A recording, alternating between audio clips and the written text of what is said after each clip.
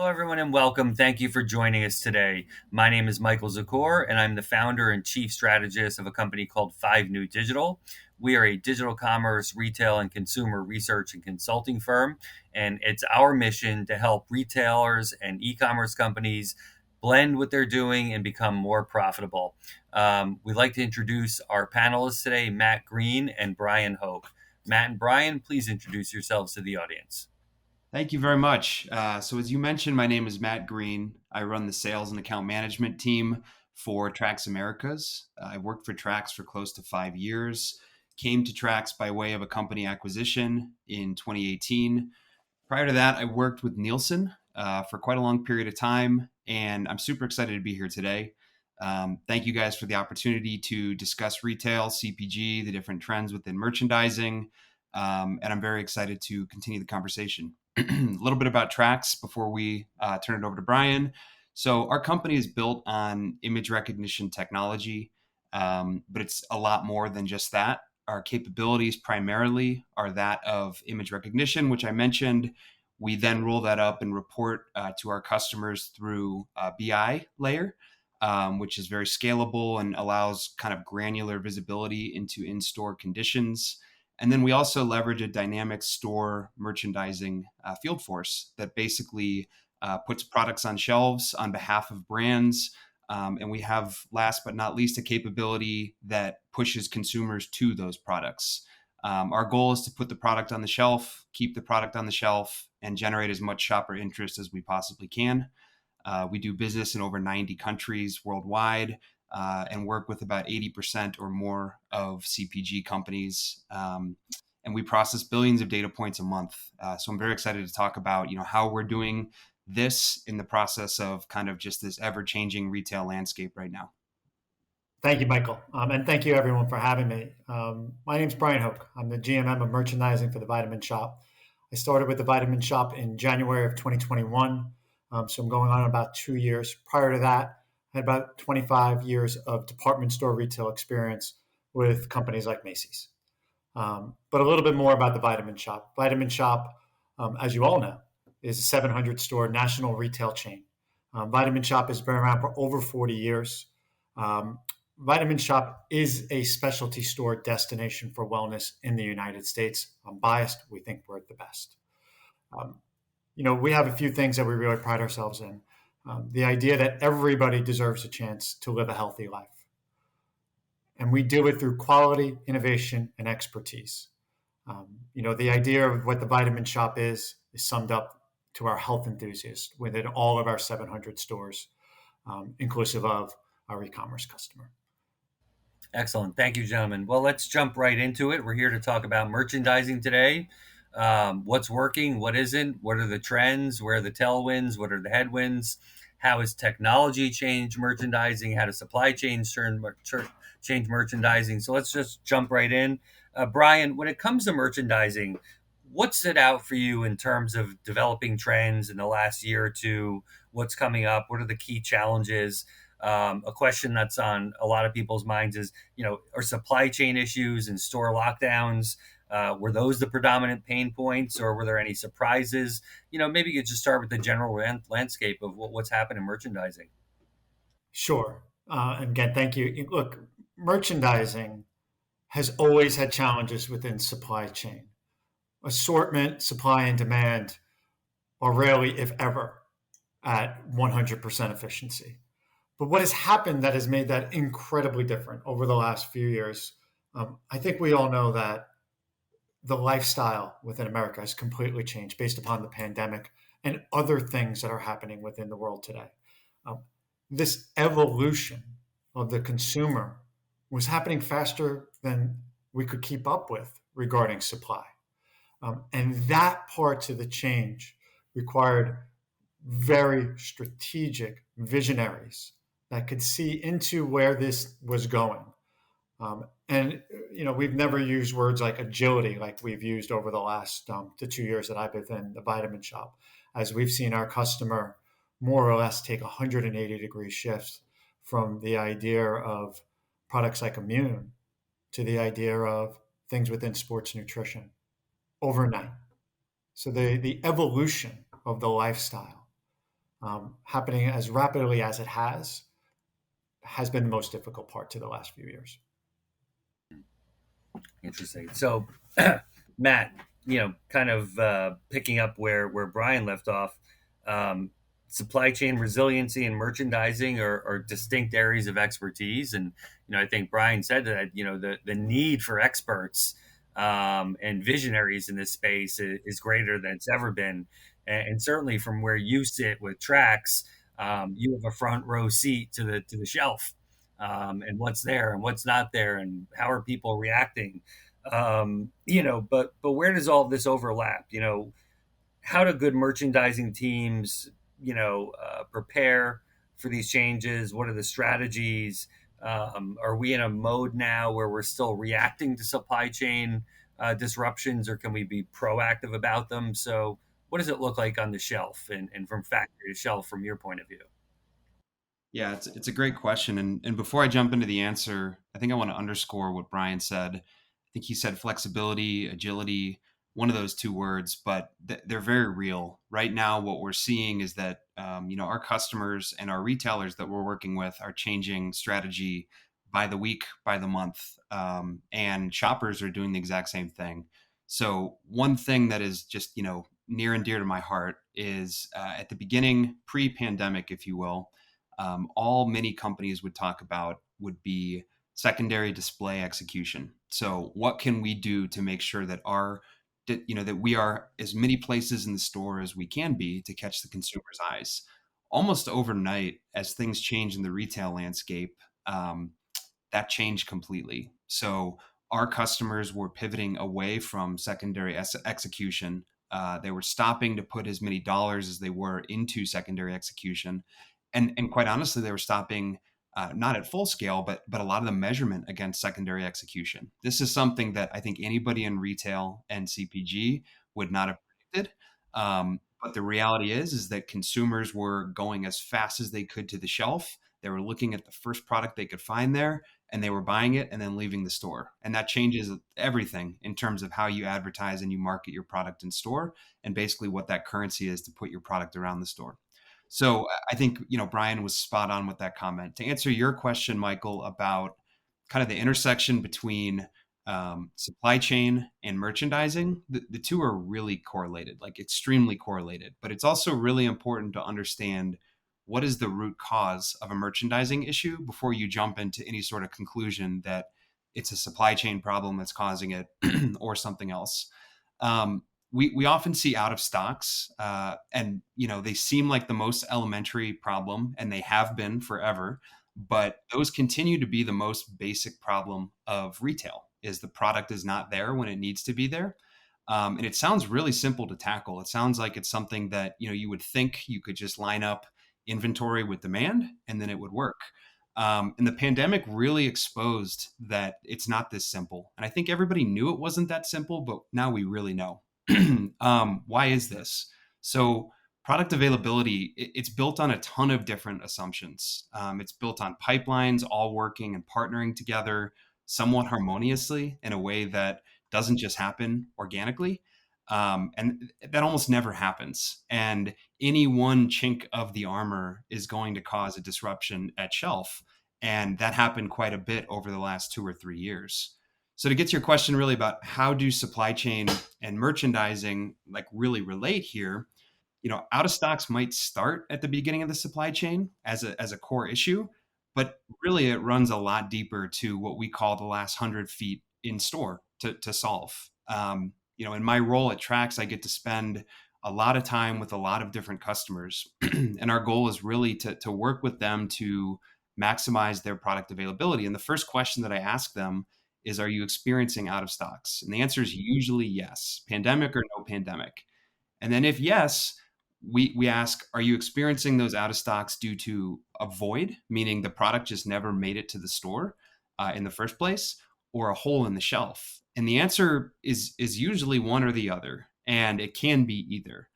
And the hole in the shelf is really where that product has sold through, but there's a price tag for it. And you could argue, that's a terrible customer experience where someone went with an intent to purchase a product and they're seeing that it's not there.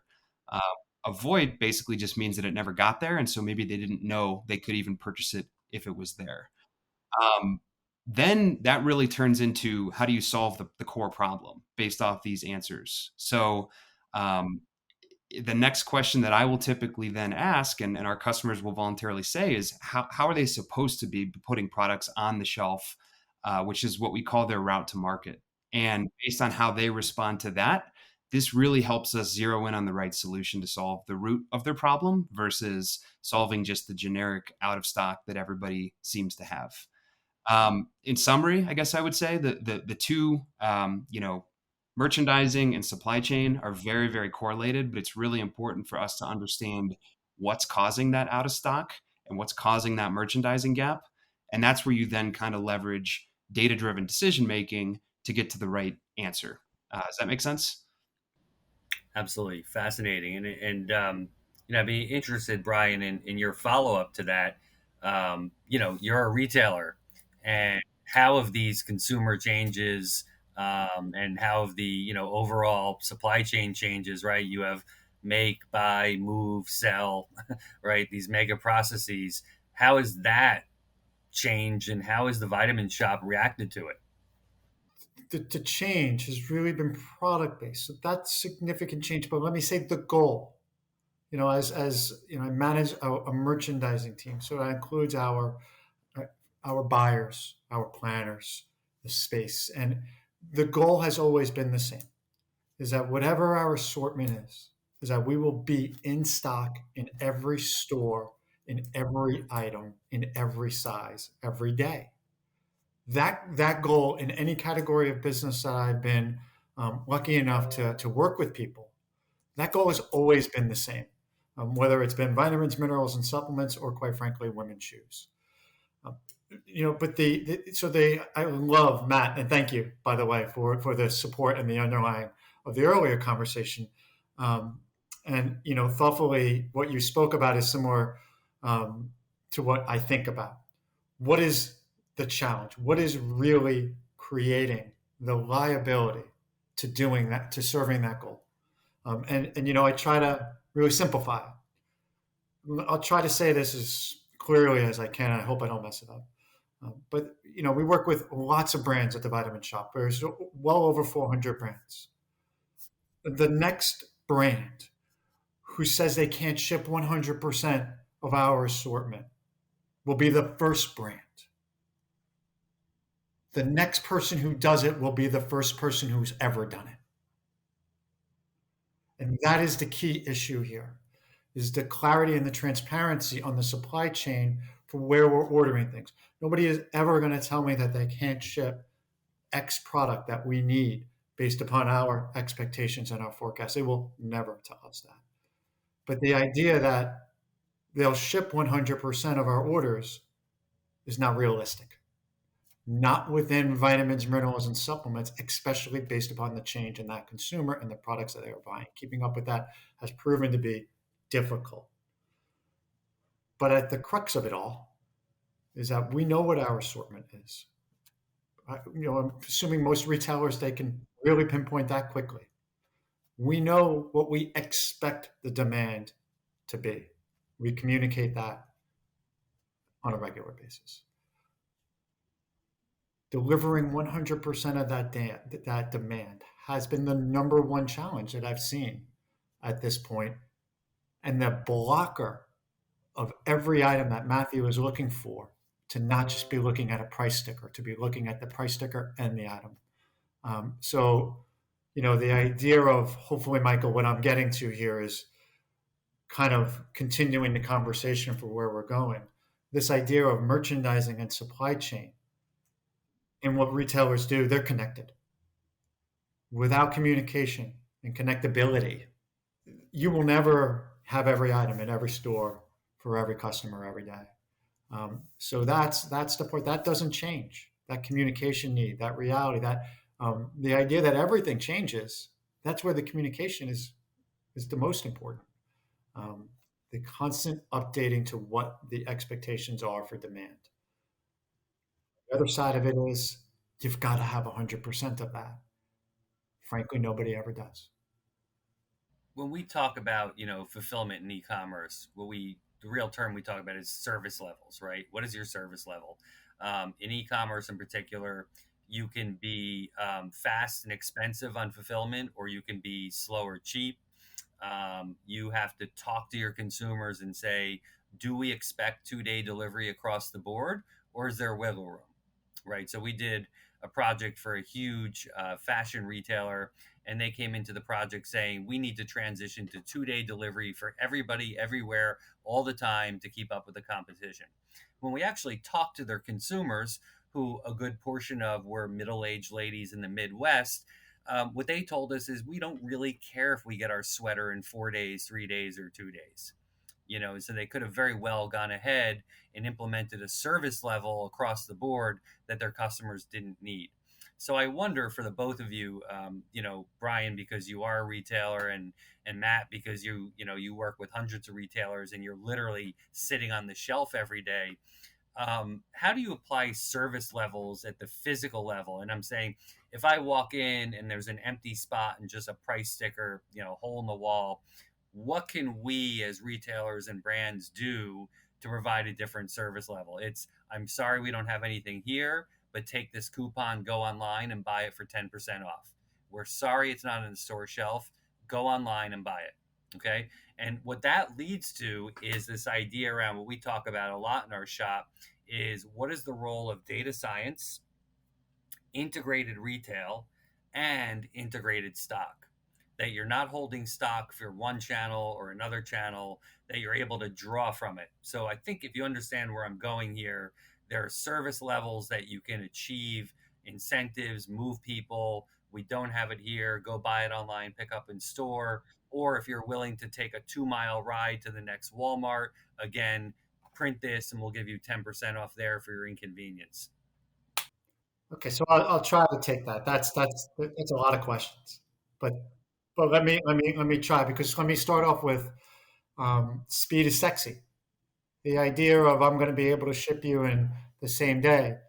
There's a lot of you have a lot of ears. The interesting fact that you just presented, Michael, is the idea that the customer doesn't have that in their top. They don't seem concerned if it's going to be 12 hours or 4 days. I think that there's this idea of what is service. Is service about speed, or is service about expertise? And for Vitamin Shop, you heard me earlier, it's quality, innovation, and expertise. And earnestly at Vitamin Shop, expertise is our differentiator. We have experts in our stores. When they don't have the specific vitamin D that you're looking at, they will know everything about the other ones that are available, so they can speak to the consumer. Okay, now clearly there needs to be a shared inventory process around supply chain. And you mentioned, Michael, which I would have, so you already got there. The idea of buy online, pick up in store, people call it BOPUS. The idea of buy online and ship from store, people call it BOSS. These ideas just ensure that if the consumer is someplace and they don't have the vitamin D that they're looking for, any other option that's available to that person in that moment is presented to the consumer. And that is a place that we have all seen the word speed. That's really important, is being able to transition from, well, we can't do this, but we can do this. And that's service. And in a lot of ways, I think, if we look at all the things that made that retail experience great. People talk about that white glove treatment. It's an educated health enthusiast inside of 700 stores. That is the reason why our customer loves the Vitamin Shop. And look, I've worked in great places that we talk about the customer and that experience. It's a passion. But in this world of everything has changed, wellness is different. I'm now taking things and I want to know that what I'm doing is right for me. That's where service becomes a person. And you could do that online too. Everyone's got their ability, and I got speak. Can I speak to somebody? You can do that at the Vitamin Shop website today. And that service level, that health enthusiast level, that's what has customers say, "I trust them." Trust them. And so we put all those things together, but then there's this continuation of merchandising and supply chain. And look, perfection on that, quite frankly, is not realistic because you have to change. But what I would really hope is that we understand that speed. You want to be able to get the product to the consumer in an amount of time that the consumer believes it's okay. But is it the number one focus, or is that service really what they want? A lot of interesting things I find out along the time, but the most important thing to a person who is buying apparel is that the item will fit. So Matt, yeah, pivoting off of that, you're essentially in the data science business. So where does data science versus integrated stock? What are some of the things that you're seeing on the shelf in terms of being able to say to a customer, "Hey, it's not in the store right now, but click on my iPad right here. We'll send you one from online, or we'll send you another store." What are you seeing in that area around data? I think what we're seeing is very similar to what Brian just mentioned, and I'll kind of come at it from a slightly different angle. So um, we think of well, we hear from our customers and we see in the market that if a product is not there, the shopper is going to make a decision very quickly to either find it somewhere else or find another product that replaces it. 3 years ago, again, I'm speaking like pre-pandemic terms, maybe speed didn't matter as much and maybe there was a bit more bargaining power behind getting someone to wait on a delivery or wait on a product to come back in stock. I would say today, and our customers would say today, when I say our customers, I mean our CPG customers, speed absolutely does. There are just so many different ways to catch a consumer and catch their attention that if you're not getting them in that moment at that time, it's basically a guarantee that someone else is going to. So, um, that is a trend that I'd say has gone from a nice to have to a must have. Um, I can't tell you exactly what our customers are doing to keep the interest of the customer in mind. I can tell you that, if you were to go on, um, let's just use Target as a click and collect app, and the product is out of stock in the store, but you really want it, Target is eating those fees to ship that product to you directly as soon as they humanly can because they know that you're going to make a decision to go somewhere else, whether it's Amazon, whether it's Walmart, whether it's your local Safeway when you're there to get milk or something.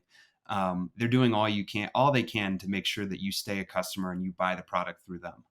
Um, I also, kind of going back to your comment about service, I think about it like Trax's mission is to represent the realities of an in-store condition to both retailers and also CPG companies and give them enough credibility in their own negotiations with one another to know that they're using actual data to make the right decisions about what to do, with their merchandising and incentivize the right type of behavior. I mean, Brian can probably talk about this more than I can, but there are slotting fees, there are compliance penalties that happen when, from brands or to brands, when they're not represented a certain way in store, when they're not, given certain space on shelf.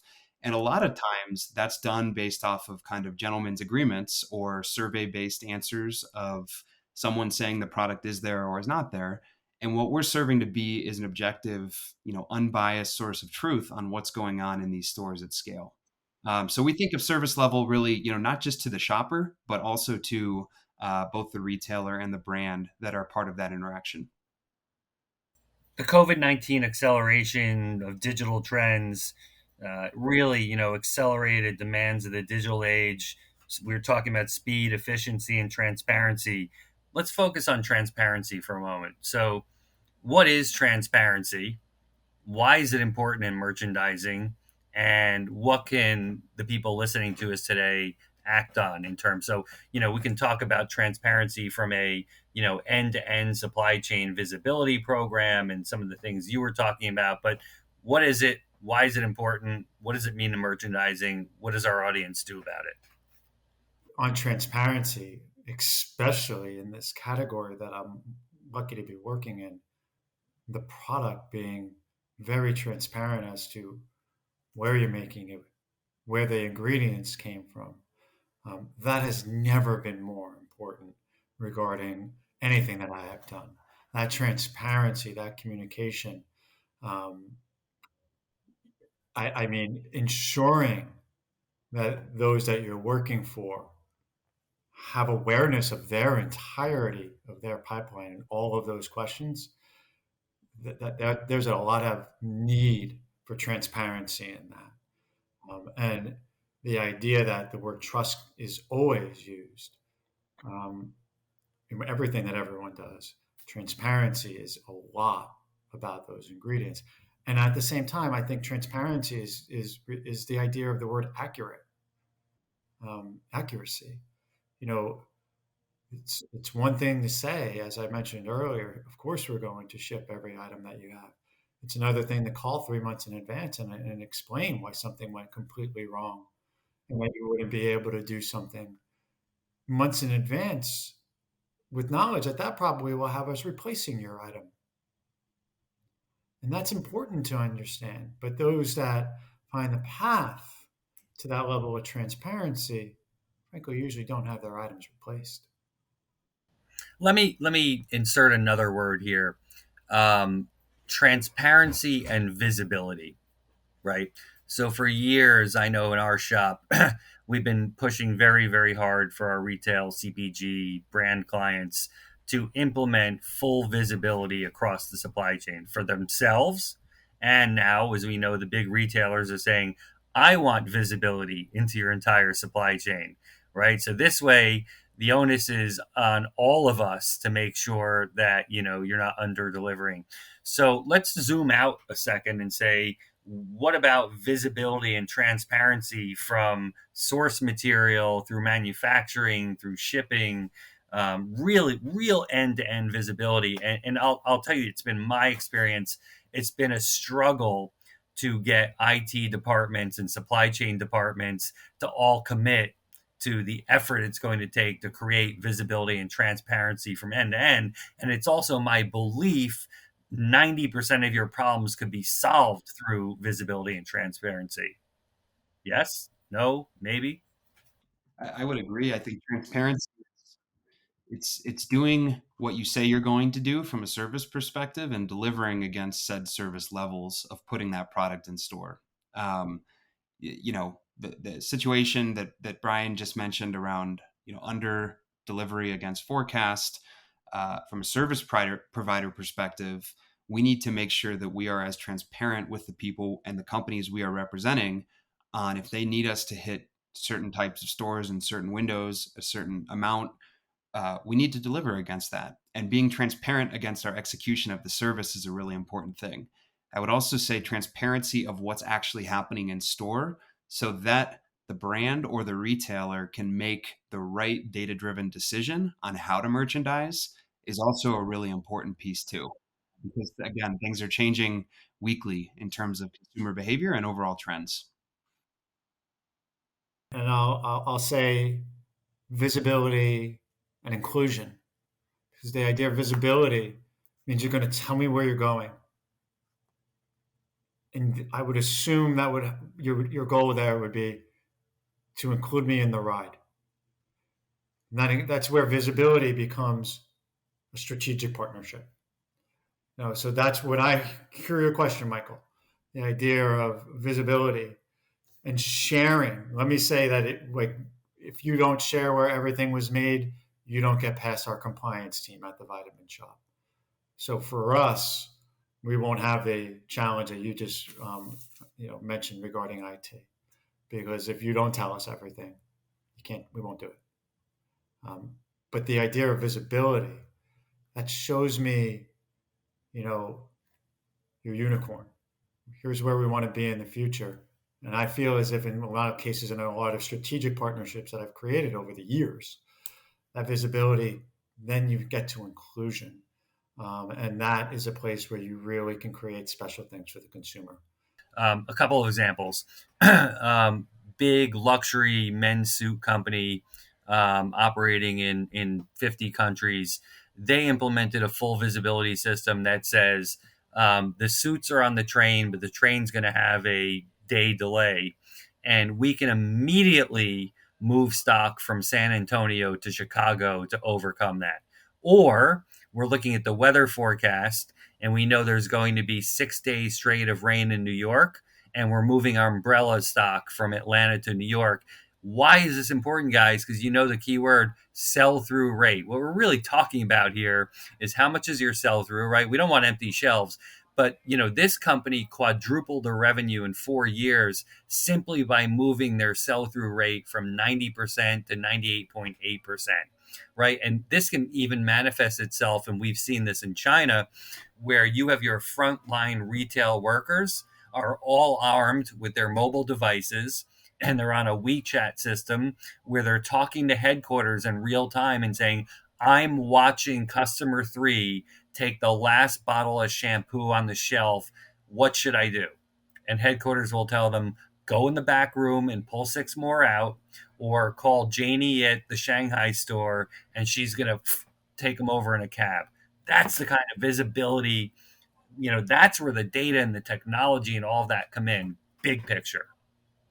Yeah, I think you hit on a really important point, and something that we certainly work with our customers on is driving in-store action based off of real-time conditions. And uh, going way upstream to one of the earlier comments that I made, I I think that we're not all the way there yet. Like in terms of all of these disparate systems working in perfect harmony with one another, I have yet to see a single technology provider say we can control everything from, the commodities that go into the food that you sell, and, early indicators on is price going up because of the war in Ukraine, which is a real thing, right? For the base pieces of many of our customer food, all the way down through, okay, did it get to the product on shelf? Uh, but I'll tell you that we're very much focused on being like the last 75% of that. And we've started to build a model where we can make sure that your product is on the shelf in the period of season or week or whatever it needs to be in the time that it needs to be there to sell through. We can make sure that we have real time understanding, whether it's through your Salesforce reps that are in the store or through an unbiased crowdsourcing perspective on what that shelf condition looks like.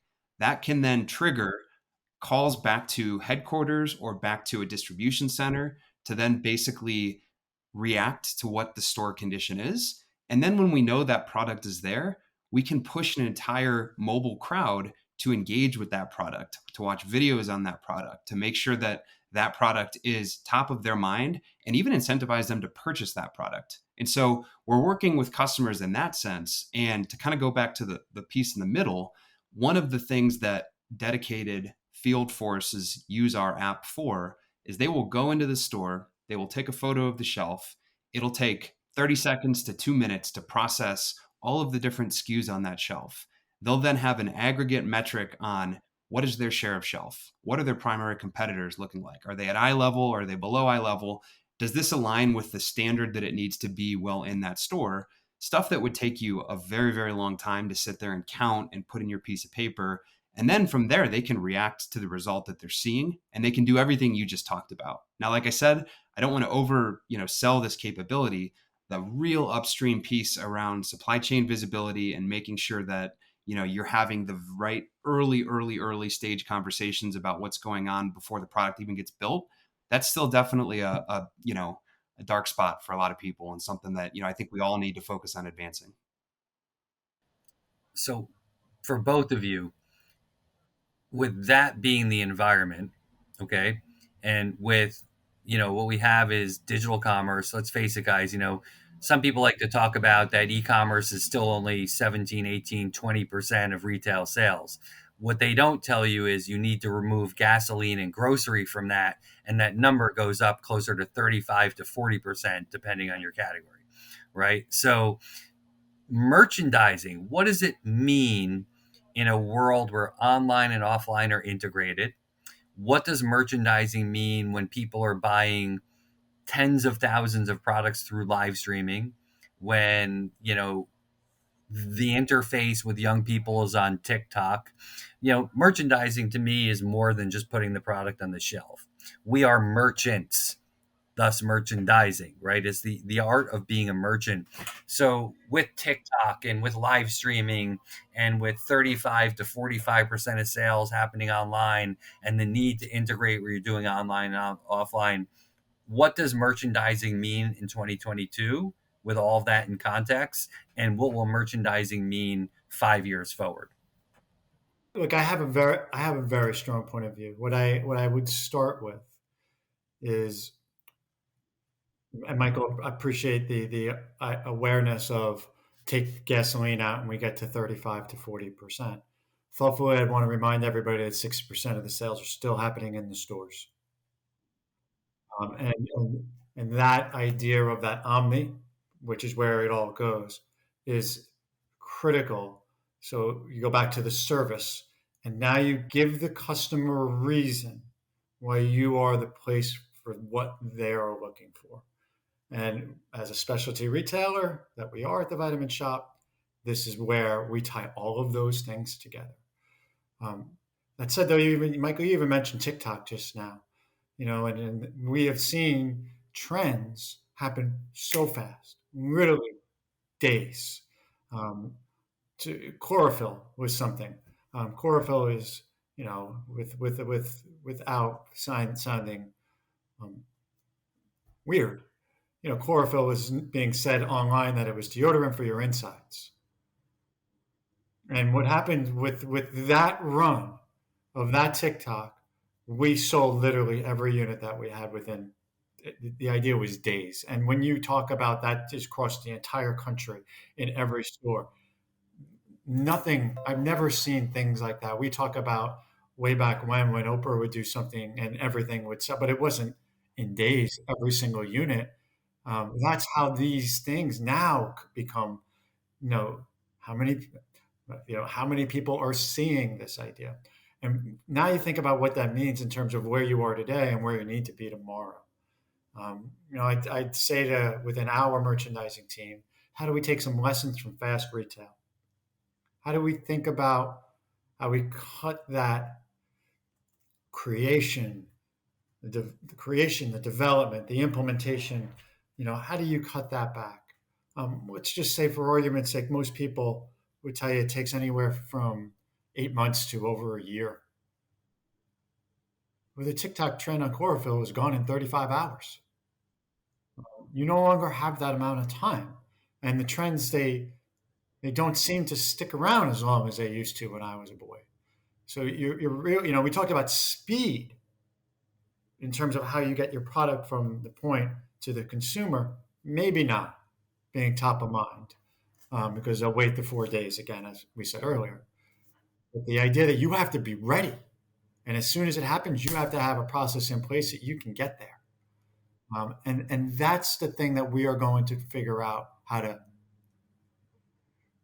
progress, improvement, perfection would be great, but the idea of speed, the creation process, if it's not out there from all the people that are merchants, because their merchants can really find on their phone and can't, this guy doesn't have it, but this one does.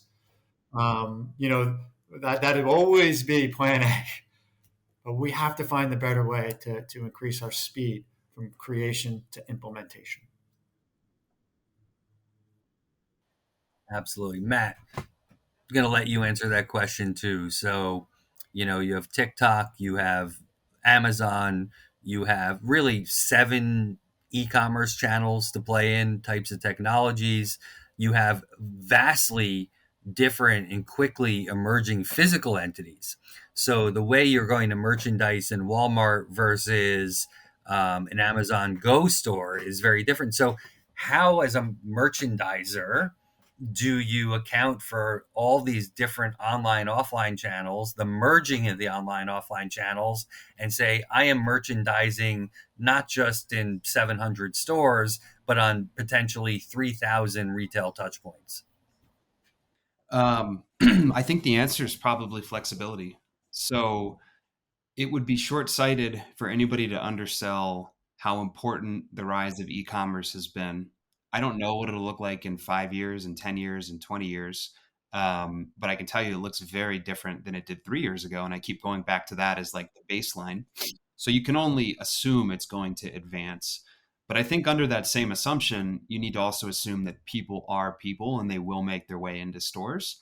And so, with that assumption, if you are the merchandiser or if you are the brand that is trying to be merchandised, you're going to want to sign up for something that gives you the most optionality, the most flexibility, and the most agility to react to exactly what Brian just talked about. I think that the days of signing up for a syndicated service provider that goes to a distribution center once every 10 days, grabs your product, gives you 5 minutes of their time in store because they're representing 80 other products and stocking the shelves. And if you're out of stock, you're out of stock. You'll get to it later. I think those days are pretty limited. And so I would say both from a brand perspective and from a merchandiser perspective, everybody needs to be thinking about how do you remain flexible, agile, and nimble in a time where people are changing their behaviors and their patterns, very, very quickly. And also then add on that little layer of inflation and changing why people are buying certain things and just everything we've seen in the economy. All signs to me point towards you want to stay as agile as you humanly can. Awesome. So, last question, guys. We're going to wrap it up with this. For each of you, Brian, you can go first, and then Matt. 3 things that brands, retailers, CPGs can do right now today to improve their approach to merchandising and their results. You first, Brian.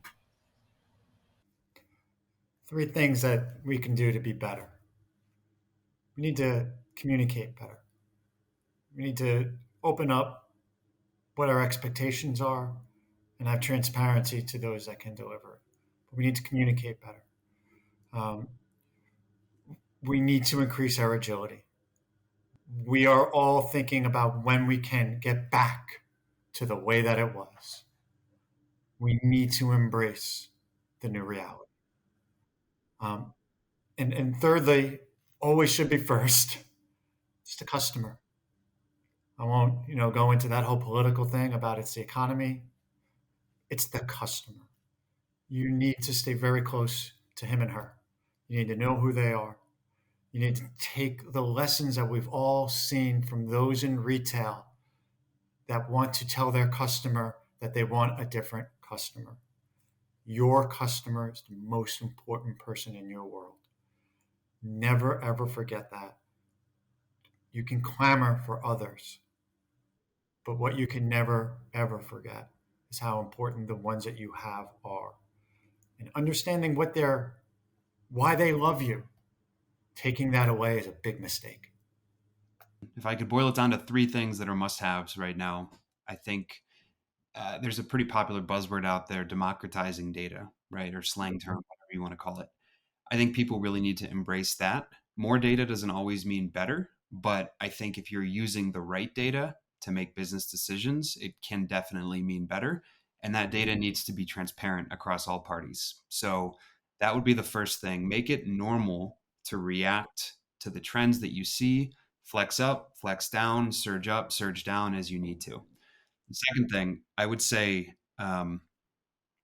just delivering against your commitments. I mean, we've gone through a period of time where commitments have changed and expectations have changed, and it's great to say all this stuff, but if you can't actually do what you're saying and you can't uphold the customer SLA, if you can't uphold the customer experience because you're missing deadlines or under delivering against stores, things like that, that's not going to be acceptable, and all this will just be a very nice idea. So I'd say when you sign up, you should execute.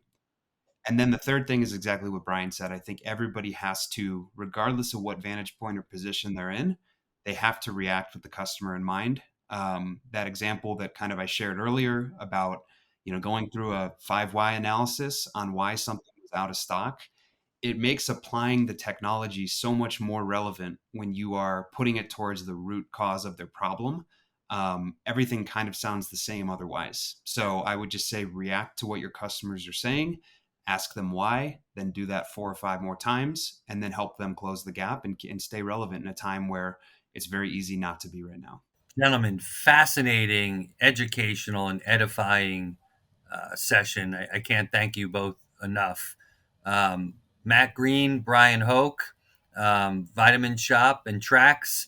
kudos and thank you so much for your time. We appreciate it.